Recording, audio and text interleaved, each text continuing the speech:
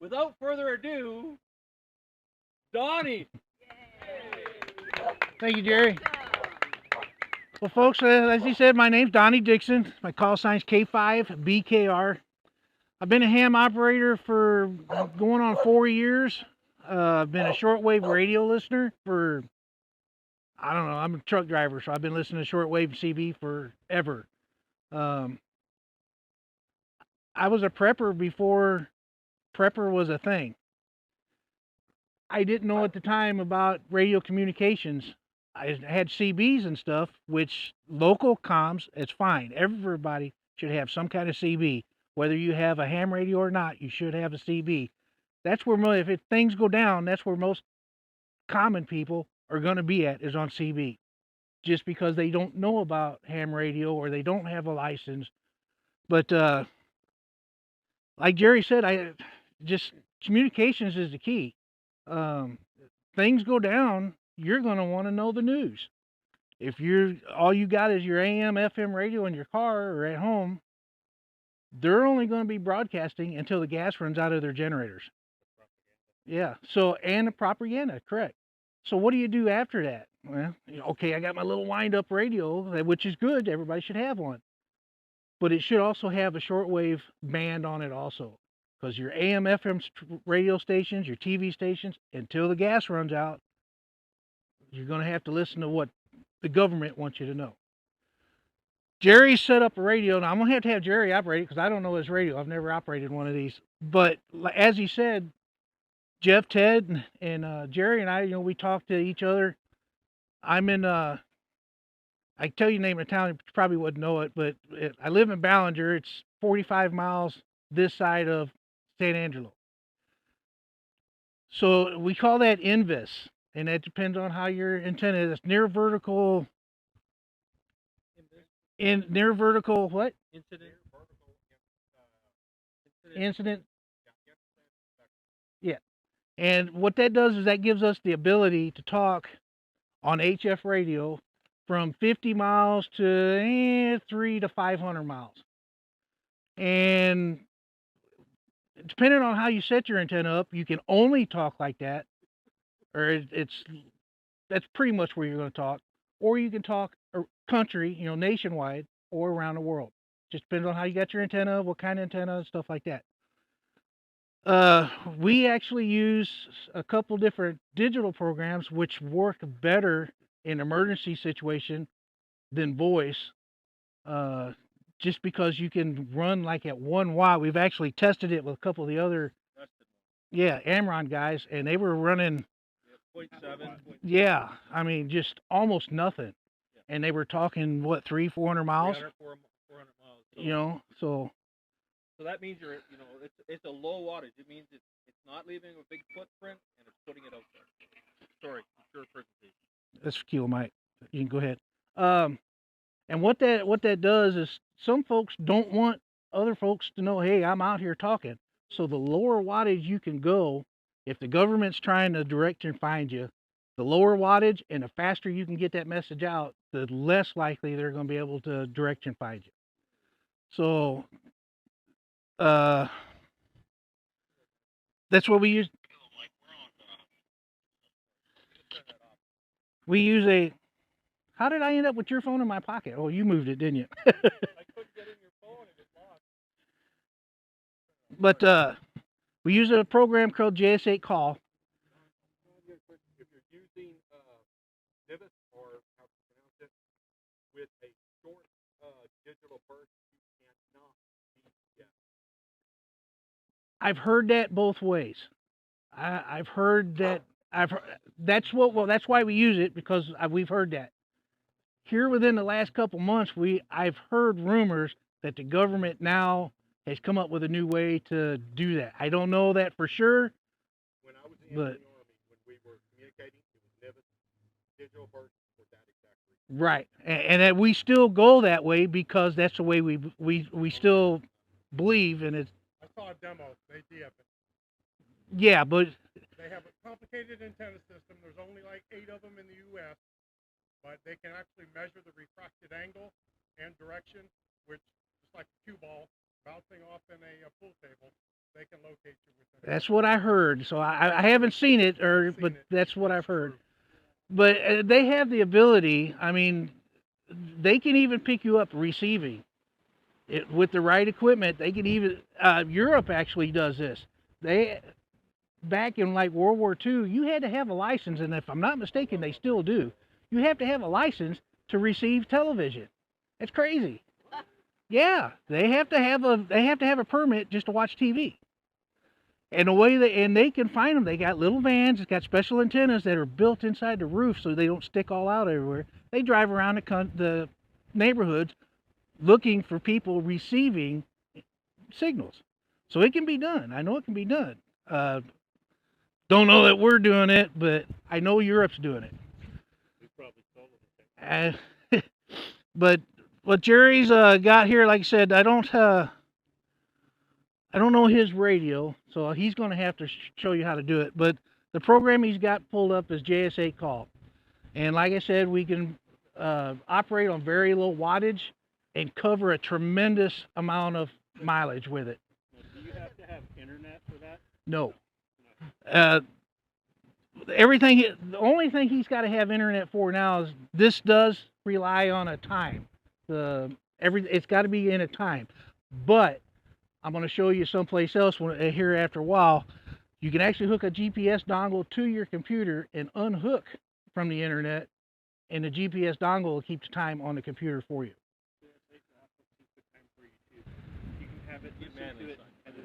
But you have to wait for somebody to transmit, and then you got to. It gets real complicated on how to do that. It can be done, and once you figure it out, it's easy. But it is a little complicated to get it right down to. And with the radio that he's using right now, that has a GPS built in. See, I don't know. I don't know that radio, so. You'll be. So he's a Yaesu guy, and I'm an ICOM guy, right? Ford and GM, you know. This is what I run at home, right here. I use this for a base see station. That there's no display. It's not working. So if you want to get into radio types, talk to me.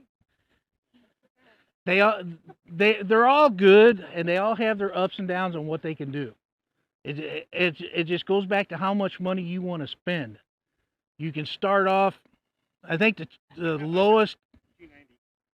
Well, the true SDR, true SDX. That's what's running $100 built.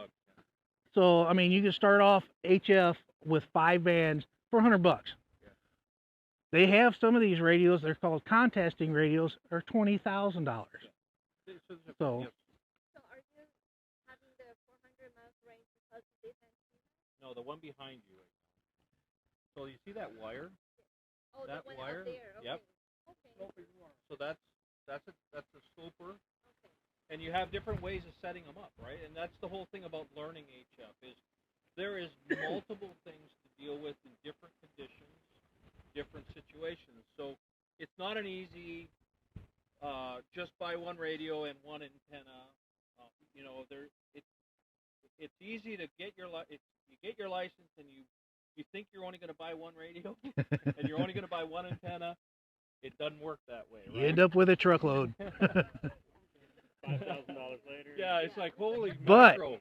But on that note, you can, and I will show you this here in a few minutes, you can pick up the same signals on a paperclip. Yeah, on a paperclip. Hooked up to that radio. Now, you can't talk on it. I guess, hypothetically, if you got everything just right, you could, but you wouldn't want to. You're not going to go no place. But you'll be able to hear. And a lot of times, that's the most important thing. You don't want to talk. That's what we talk about a lot in our training. We want to talk or transmit as little as possible. Listening to the news, there's always going to be what we call bucket mouse. There's always going to be somebody out there talking, spreading stuff and everything. But that's where you kind of take that grain of salt and take this grain of salt and put them together and makes one big piece of rice. But you want to transmit as little as possible, especially when you're running off a battery. The batteries, I don't know what his size battery he's got. The one I got, I can run all day on a battery just by listening. I have to charge it after that, but I can listen pretty much all day, day and a half, I think it is, just listening. And that's where I'm going to get most of my news. again, I'm going to show you over at a different campsite. You don't even have to have a radio. You can do it on a shortwave radio or what they call an SDR dongle. And the cheapest one, it's cheap. It's 25 bucks. It's a little more complicated. You got to do a whole lot of computers, not a whole lot of compute, but you have to do some computer stuff to get it to work. And again, you can spend almost up to, what's that, RF? I have the Kiwi. That one's $400. Yeah. So, I mean, again, that's just for listening. That's not for talking. Again, shortwave radios, you can spend, I think, $10,000. I think it's the most expensive one I've seen so far. But you can, but it's just, us as preppers, I'm the furthest one west that I know of. So, and I am situated in between two Air Force bases. Anything's going to happen, they're flying over my house, or pretty much. And again, I'm going to show you over at another, I'm going to show you how to track those airplanes with a $25 thing and a piece of wire. That's all it is. I'm going to show you how to track those airplanes. Naturally, you got to know the call sign, so it's something you want to learn how to do. You want to learn how to figure out the call signs and stuff of the airplanes, because a phone app, they got a phone app that'll tell you what they are, but what I got does, it'll tell you the call signs, but it doesn't tell you if it's Army or Stratotanker or whatever it is. So let's go into, we want to be transmitting, we don't want anybody to know where we are, right? We talked about that, right? So we are on foot, we're walking with our, we've got our portable system. That's what he's got here.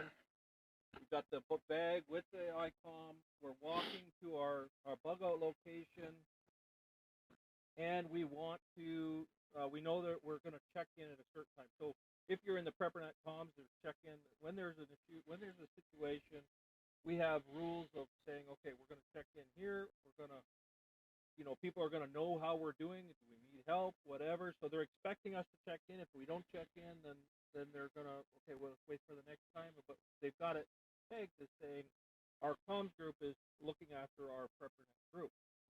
So here we are. We're walking to our bug out place. We can't travel by car because the roads are shut down or blocked.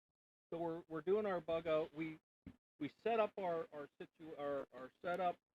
We throw a dipole in the tree. We go low power. We don't want a footprint. I want to interrupt you just right there.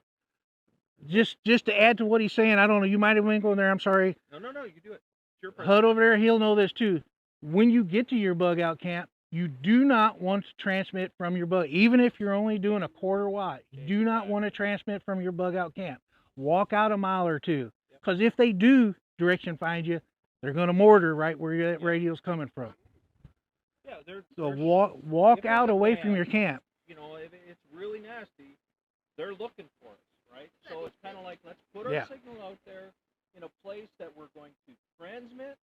We're going to deploy out of there and go to wherever we need to go. So that's kind of like the scenarios that we build, and we do. That's the extreme.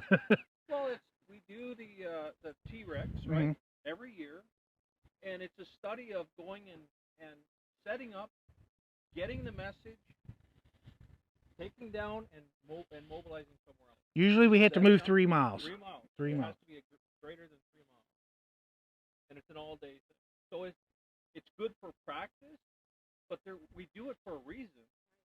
There's a reason we want to be.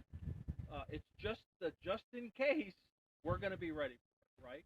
And we want you to know, as PrepperNet, that we, again, if you don't have the HF, know somebody that does, and they're already in communication, right? We have policies and procedures that we're following as volunteers to keep comms up for our PrepperNet group. Yes. So just to be clear, you're roughly 3 miles from that time? No. This is totally it right here. This goes inside there. The battery goes in there. It's in the back. Oh, okay. But I'm going to show you later how to go even smaller. Yeah. So key is that this would be more, if it was me, this would be more like with using a backpack, going for a short, getting out of camp. Yeah. Just go a mile or two. Some guys get crazy and they might go 10, 15 miles. But this is, for me, you're going to take this to camp when you get ready to do because we're going to be on a time, we know what time we're going to transmit. I'm going to grab this, walk maybe at the most 2 miles, because I don't want the mortars to follow me. I want them to come out 2 miles after I've done transmitting on my way back. And this would be like a camp radio. You can if you're healthy enough, which I'm not. We talked about it the other day. Yesterday. If you're healthy enough to carry this around with you, I mean, some people do. Some people track out 10, 15 miles. You know, all good for you. If I can't get it in my truck, if I can't get there in my truck, I'm not going. That's just the way it is. So I can't do it no more. We got a couple minutes, and I just want to, talk about. So here we are. We call it persistent presence. Okay.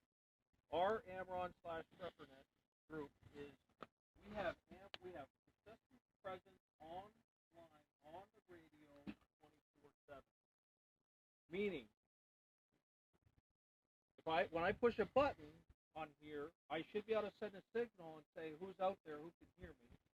The ones that are in persistent presence that are scheduled on, and they can hear our signal, they're going to reply automatically. We're doing it through GSA call.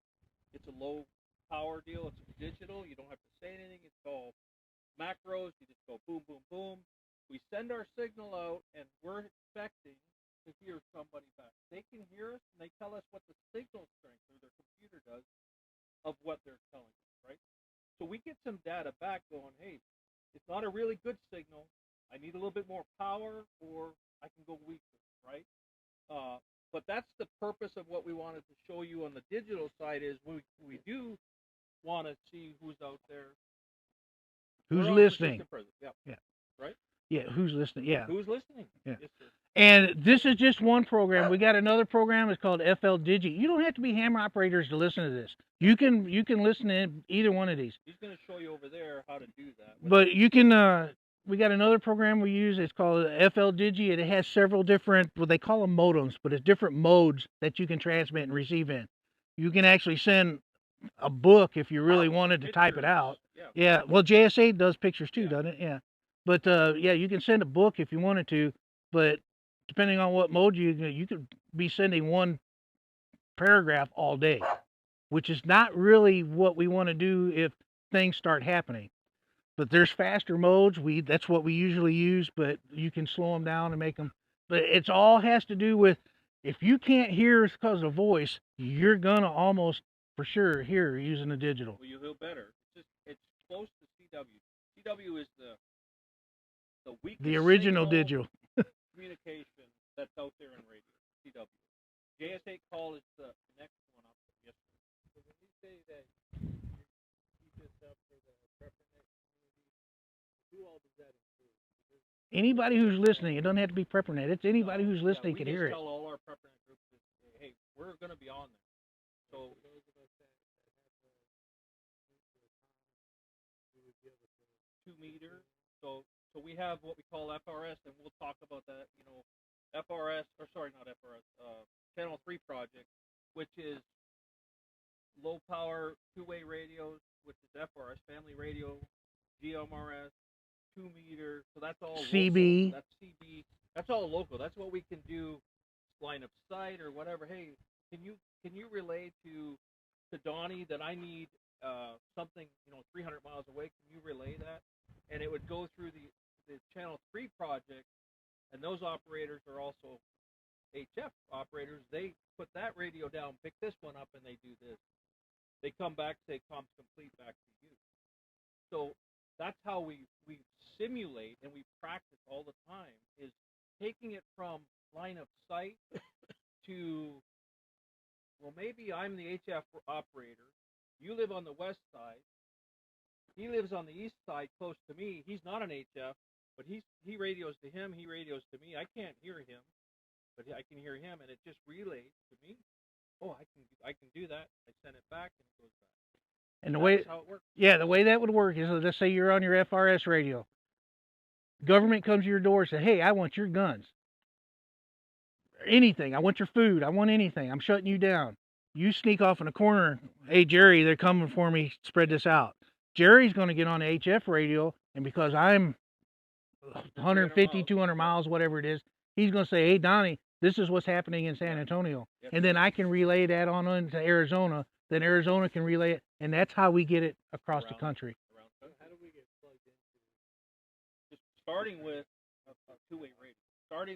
So you don't want to maybe go into the HF, or you want to start with at least getting involved in a two-way radio and starting up a network of your local line of sight. We've talked about that in our other PrepperNet stuff. So we'll do that more, and we'll focus on that later. Haven't you and Jeff started a 2-meter something here? We've got a program going already. It's Channel 3.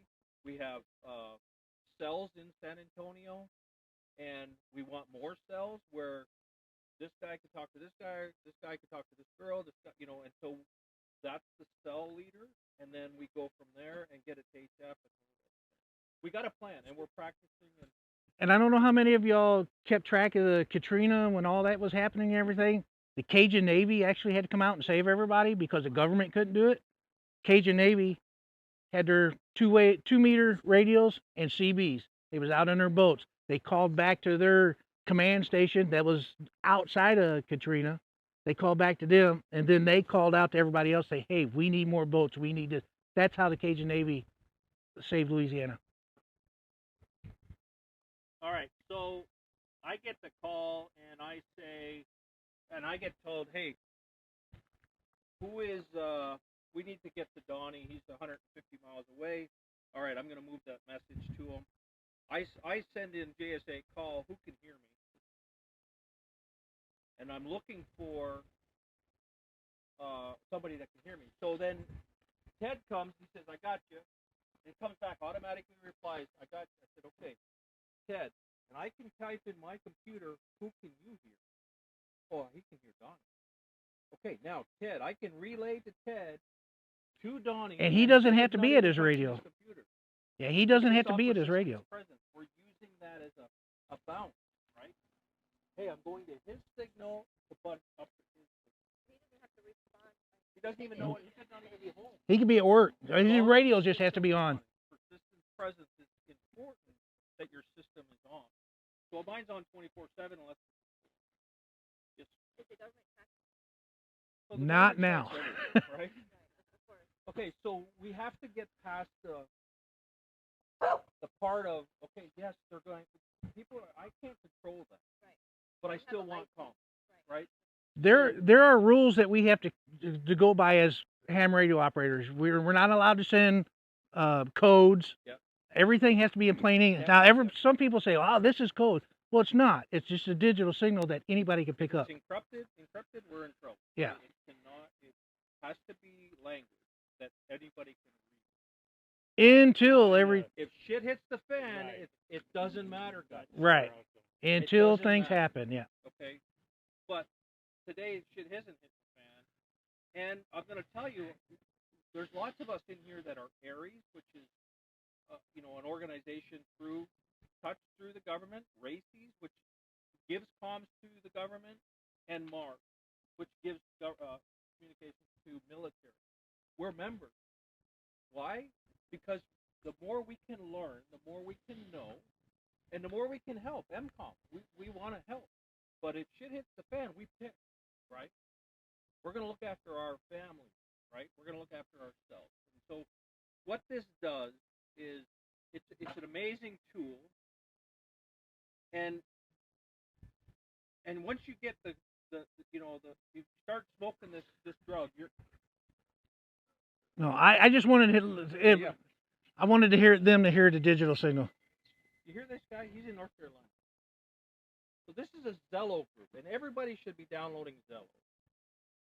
And you want to talk? This is a two-way radio on the cell phone that we have PrepperNet and Amron channels that you have to be let in. So it's not like, oh, I'm just going to sign up for it. You have to be let in. So if you're a PrepperNet, you can get let in. Okay. The bottom line is we communicate through this while comms are up. It's easy. I don't need my radio. I can be in my truck. I can listen to a training, whatever. Which we do quite a bit. We do a lot. We talk a lot, and I have, and everybody has multiple channels. But keep note of that app called Zello, and then start experimenting. It's not fun sometimes, right? It runs in the background. It runs in the background. All of a sudden, you're in a meeting at work. It's like, whiskey fires. It's like, oh shit, Yeah. You can mute that. Yeah. You can, but if you don't, you're in trouble, right? You go offline also. Yeah. So it's a great app, and that's what we talked. He's in North Carolina. This is Ken out of North Carolina. So back to you. I was just going to say, this can be as much as inexpensive or as expensive as you want to make it. I cannot stress enough, like Gerry, most of us are ham operators here. The ones that are ham operators here, we cannot stress enough. You're going to have things happen. You're going to have news. That's just all there is to it. There's going to be somebody on ham radio when nothing else when everything else fails. There's going to be somebody talking. Yes, you're going to have to figure out what propaganda it is. Somebody's going to be talking. What does it say? Here in a minute, we'll let Gerry. He's getting messages and let N5 RDM, which is Dallas area, just said, "Welcome PrepperNet camp." I sent out a message saying thank you for all that are listening. We're at our presentation for PrepperNet camp, and somebody just replied. But I want to this little radio here before COVID was right at $600. This puts out 100 watts. I can talk. As a matter of fact, I talked to Australia the other. You can do that on this radio also. It's easier on this one sometimes because it puts out more power. But it all has to do with your antenna. You can, like we said, we can put out a half watt. If you got the right kind of antenna, you can talk around the world. Ted does CW. He don't even have to have a half a watt sometimes. The low wattage. Yeah, it's and amazing. Anybody ever seen the what's with it like this or what? She's like this, tapping on her no, leg what's that and movie Independence Day, where everything, all their communications failed. Well, they got to get the message out. What's the first thing they did? Everybody went to tapping out code, spreading how they did it. That's the way it works. Ted, I don't know what your little radio down here is. So it's 2 meters, 70 centimeters. This is going to be your local comms. So Ted's got it set up. He can talk around the world if he needs to, or he can talk in town if he needs to. This radio runs $300. $300. So right here, you've got local and worldwide communications for under $1,000. This is $1,400. Just that radio, nothing else. But it'll do the same thing as both of these, packed up in one little package. And it's very compact. It's like go. And that's what I think you run off of this in your backpack. It just all depends on what you want to do and how you want to do it. So we're gonna cut it. We're going to show you something really exciting. Everybody's gonna grab their chairs. We're moving over to camp. I don't know if I have room for all the chairs over that one. We do. We'll figure it Okay. out. We'll come back and we'll do a show and tell of anybody that wants to. Now, we showed you everything over there that you can. It's kind of mid-range radio. If you don't want to spend the money on it, this right here is probably the best investment you can make. It's just a little shortwave radio. That's it right there. Stick in your pocket. I carry one in my motorcycle, one in my car, and one in my truck. Goes with me everywhere. This one actually goes in my backpack. You want to receive the signals. North Carolina, or it could be. Yeah, New York someplace. Yeah, it's.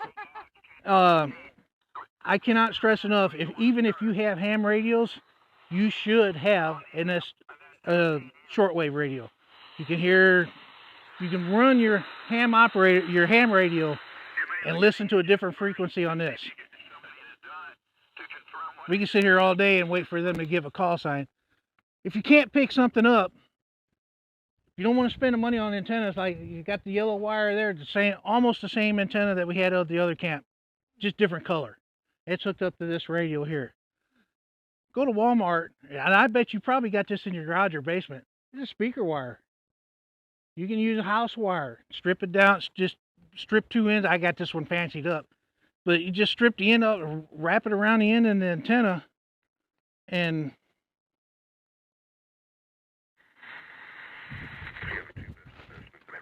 see, you couldn't hear that guy before. I got him off frequency, but How much is that? I was going to say, if you had anything to do with $75. This radio, $75. $75 worth of money. Yeah. This is to get your news. You're out in the middle. It's like that's why I tell the ham guys, you don't take your radio to grandma's house when she's cooking pie. You just ain't gonna. You know, okay, she's on the other side of town 30 miles. You're not gonna take your ham radio with you. You just aren't. Everybody says, I take my radio everywhere. No, you don't. I know you don't. But this can go in your car, throw it in the glove box. This one particularly runs on a cell phone battery. So it uses the little, everybody's cell phone cord, just plug it in and charge it. Throw it in your glove box and forget about it. If you take anything away from any of this, take that away. That gets you into listening to anything you want to listen to, voice or digital. No, this doesn't. But what is it? Where is it? Does it go? Mars or no? Yeah, you were. Yeah, this will do all the ham frequencies. It doesn't do 2 meters or 70 centimeters, but it does all the HF and shortwave. The most important frequency we're going to want to listen to. We're not going to want to listen. Police ain't going to tell us nothing if anything happens. They don't tell us nothing now, so they're not going to tell us nothing when it really happens. Government's going to keep it from you. But Gerry's going to know about it. Gerry's going to let somebody know about it. And you're going to hear. I'm going to hear what Gerry's telling you. Can you break those? I mean, like, Well, yeah, you can break them. Oh, you mean hack them? Yeah. I thought, yeah, you break it. But if you can, I don't know. Oh, okay. Yeah, if you can, I don't know. I don't need to. It picks up. There probably is. Not for 2 meters. It doesn't have the chip. You can't put it. No, not for 2 meters, but I Yeah. mean for HF, it's wide open. Yeah, I can hear everything on it. Shortwave channels. I'm receiving shortwave channels from Germany. When I go to work, I'm a driver. I drive for. That's what my job is. I take in my pickup truck if I'm in a pickup truck. I take a broomstick and stick it in the back stake hole of my truck. I take that speaker wire, tie it around that broomstick, run it in through the window, and hook it to this. And I'm listening to Gerry talk to Ted He's on 300 cell miles phone, away. Yeah. talking to us saying, well, I heard you guys, you know, I'm driving, I'm working right now. He can't transmit, but he can listen. Yeah. And then he uses Zello to respond. And then what I do is, okay, we want to listen to. Zello. I want to listen. Gerry's telling Ted, okay, I'm going to send you something over. Now, they don't have JS8 yet for a phone app, but they have FL Digi. So Gerry tells Ted, I'm going to send you something over this app off of FL Digi. There's an app you can put on Android, and I'm pretty sure it's on. Is it not? Okay. Well, anyways, if you got an Android phone, there's an app you can put on your phone. It's called ANDFLMSG. I know that's a lot. It does everything the computer does except for what we call FLAMP. But most of us operators send signal in 2 different ways. We send it in what's called plain text, which anybody, all they got to do is look at the computer screen and can read it. And then we have what's called FLAMP, and that breaks it down into what they call a checksum. If it's not perfect, if you miss one little dot, one little comma, whatever, you lost everything. You can't see it. So as long as they send it in a message first in plain text, I can pick it up on my phone and see what they're talking about. With just this, you already have this. You've already spent your $600 on your phone, another $75, and you can hear what any of us are talking. Y'all can sit at home and listen to our nets. Every Sunday at 8 o'clock Central, we're on that. No, it's just what I chose this one because I could put it in my pocket. It fits nice in a motorcycle. And one of the things that we transmit is we transmit. I don't suggest this one. They make another one, it's called County Com. It's the same radio, but they've tweaked it a little bit to their thing, and it's a whole lot better. Yeah, County Com. They got a longer antenna on it, and they've done something to the chipset to make it look. It looks exactly like that. Just got a different name of it. Now that radio is $75. You can either get the Texon. That's what I'm using here. I do not suggest this one. I've heard a lot of people say it's bad. I use it just because the other place was out. It gets wobbly. You hear what I call warbly, the voices, and I can't get them tuned out of there. Like West Texas, you know. But there's another company that makes them, and they've modified them a little bit. They're called CountyCom. CountyCom. It's the same radio. They've just tweaked it a little bit. Yeah, they've just tweaked it a little bit. But anyway, this is I have 3 of these, and that's what I've been using now. It's a shortwave receiver. Now, you can get really crazy, as I told you, $25. That's what. $25. Yeah. No, this is everything. This is everything. DC to daylight, police, weather, government, everything. $25 for that. Now, if you want to get real expensive and spend $10 more, it comes with antennas, comes with coax, it comes with a little tripod stand. You can get it's just a kit. You want to go to rtl-sdr.com. I do not suggest buying it off Amazon, Etsy, because they make too many fakes. Go to that website right there and buy it direct from them. And it's a what kit? It's just it's an RTL SDR. Okay. It's the only one they sell. Free software. Yeah. And all of a sudden, you're listening to a waterfall and conversations and downloading digital modes and decoding them, and it's just for $25. It's like RTLSDR.com. Now, like you said, there's a program, or several programs they actually, and there's some that are paid, you have to pay for, but the free one, the one that works the best, is called SDR Sharp. SDR Sharp. It's it. I don't know if that's on Android or not, or not on Linux. It's it's only for Windows. You can with through Wine. No, So. through Mono.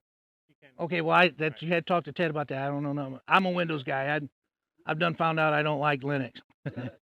But I'm sorry. Well, you have to, if you're using Windows, you have to change a driver, but they have specific directions, and you think it's complicated, but it's not. Once you get in and doing it, it's really easy. And then after that, after you change the driver, you just plug it into your computer, start the software. If you got the antenna hooked up, start the software, and you're going. I got it here. I'll show you here in just a minute. What I've got going on here, and this is what Gerry was interested in. Somebody else said they was. You can track airplanes with just that antenna right there. If there's an airplane flying up, all the airplanes have to send out a signal, a beacon, and to let the towers and other airplanes where they're at, where their speeds, all that stuff. And they actually send out, the airplanes can communicate airplane to airplane through text through this signal. This will pick that up. And there's software that will plug the planes on a graph on a map to show you where they are, where they're beaconing. And it is free. When shit hits the fan, when it really hits the fan, and you're wondering, hey, who's flying over, you can identify what that plane is. So there's a learning curve to it, but it's definitely putting it out there, right? Is there a bomber heading your way? Yeah, exactly. Well, that's where I was telling you over there. You have to be able to recognize the call signs. Yeah. And that's where you want to start learning this stuff now. Yeah. It'll tell you the call signs, but it won't tell you it's a stratotanker. It won't tell you it's a, what's the spy plane, the AWACS. It won't tell you. I mean, you have to learn that. Start learning it now. And it's fun. Yeah. If you treat it as it's a journey. It's not the destination, right? That's if you're in that type of person, you will enjoy it. Man, okay, I just now know what that is, right? And you learn, and it becomes muscle memory. So and that's all we're doing. We're doing muscle memory all the time, right? It's kind of like, hey, my radio worked. Everything was perfect. It's not working now. No, I never changed anything, and that's part of the experience. And I knew there it is. The things, the things I'm trying to show you are stuff. If you don't want to spend the money on this is another little radio here. It does the same thing this does. It's just a different form factor. That's it. This right here is a computer. That's a Pi. Y'all know what the Pies are? It's a computer. That's what that little thing right there is, a computer. Now, it doesn't come with a monitor or keyboard. You have to hook it up to your phone, and there's a way to do it. I don't have no signal, internet signal out here. This will generate its own IP address, and you just connect to it on your phone. And then well, no. I don't have to have any Wi-Fi. You can use a... I mean, it's going to be a hotspot for other No. people to look. It does. It's not. It technically it is, but it's not hooked up to the internet. Well, why do you need an IP address? Because you're going to hook it up to your phone. Private. Yeah. VPN. You're going to hook it up to your phone and use your phone as your monitor and keyboard. Oh yeah. But it sends out its own IP address. IP address to connect to your phone. Right. And trying to pull this one up here. So let's take questions now, and then because we want to stay on time. Any quick questions? We're going to, and we can do show and tell. We can come back to it after. But this is what it's for, guys. I hope it's been informative. I hope you guys got the value out of it. Thank you, Donnie, so much for putting this on. I wasn't as prepared as I should have been, but